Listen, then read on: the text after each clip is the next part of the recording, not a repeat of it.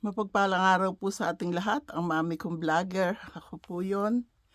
Ah, Pagpalain po tayo ng ating pong may kapal. Sa ngayon po, kami nagluluksa pa rin sa aking kapatid na si Maria. Um, ah, Inoperahan po siya sa puso pero hindi na po siya nagising.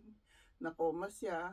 Nag-meeting group chat po nung anak niyang si Jan, asawa si Jana, si Jay, asawa niya si Tina. Eh, Tanggalin na yung life support kasi hindi po mapigilan ng mga doktor yung pagdudugo sa baga niya. Kaya wala na rin po sigurong pag-asa na mabuhay siya. Um, Ako, ayokong tanggalin yung life support niya pero wala na raw magagawa, sabi ng mga anak niya, dahil nga sa pagdudugo. Uh, Inoperahan po siya, tiga Darwin po sila, Australia, at siya nilipad sa Adelaide, ibang hospital, doon na po siya tinanggalan ng life support. Kaya hanggang ngayon po, nagluluksa pa kami. Hinintay ko lang na may post ng anak niya ang tungkol sa kanya bago ako nag-post ng sa akin. Okay po. Kaya i-announce ko na lang po kung kailan tayo mamimigay. Kasi sa ngayon, tinatamad po akong maglista. May pakiramdam tayo na pag tayo nalulungkot, di po ba? Tinatamad kayo. Pero kagabi, nakapagluto ako ng pansit sa dinner namin. At maayos naman po ang lahat. Pero yung anak niya, nakita ko lang yung post na nagbibiyahe pa lang siya pabalik sa kanila sa Darwin, galing ng Adelaide. Kaya wala pa pong balita sa burol niya tsaka sa paglilibing sa kanya. Pagka nailibing na po siya, pwede ko nang i-announce na tayo po ay magkakaroon ng live. Malungkot po, kaya siyempre, ipapayo ko na naman, alagaan natin ang ating mga sarili, galaw-galaw. At yung pagkain natin, ingatan din po natin, okay po. Sa bagay, ang Diyos lamang nakakaalam kung kailan niya tayo kukunin. Lahat tayo ay may kanya-kanyang nakasulat na pangalan natin sa libro kung kailan niya tayo kukunin. Okay po?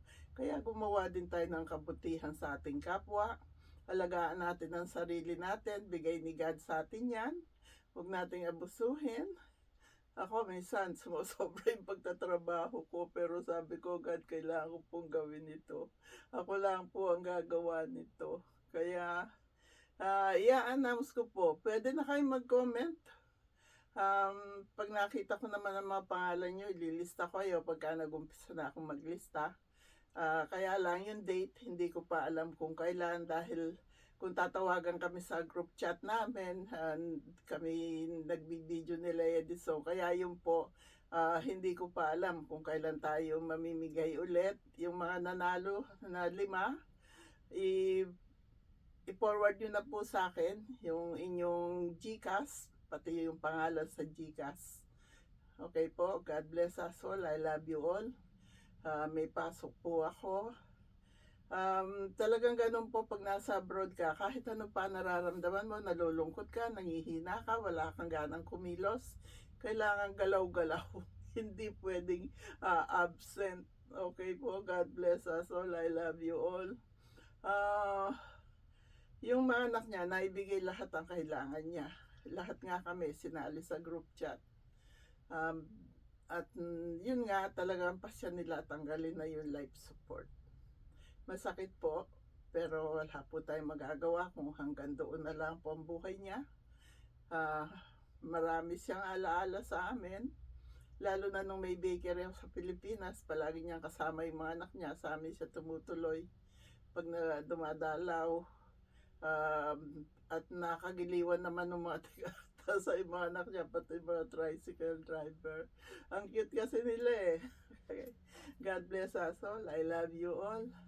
Pagpalain po tayo ng ating pong may kapal. I-announce ko po kung kailan nating pamimigay. Ang mami kong vlogger, ako po yun. I love you all.